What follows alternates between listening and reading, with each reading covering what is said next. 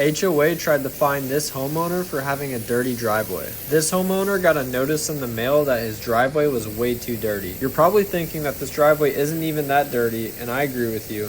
But apparently this neighborhood, every year the HOA comes by to check out their home, and if it's not clean and up to par, they have a problem with it and they try to fine the homeowners. If you haven't seen the last few videos of mine, I've already done a couple homes in this neighborhood. So this neighbor got my contact from a couple of the other neighbors and they referred me over. Whenever I got here, I met the homeowner and he was super nice. Although he did seem pretty stressed though, because he just didn't have time to clean his driveway.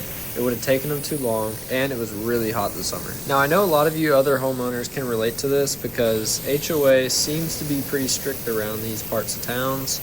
And I know you can feel this guy's stress. When I finished pressure washing, he was hyped and super excited that I had it all cleaned up. Make sure you watch to the very end to see the before and afters and see this transformation happen. Also, make sure you like and subscribe, and I don't want to see any comments about the white pasty sunscreen on my legs. It is what it is. Hope you enjoy.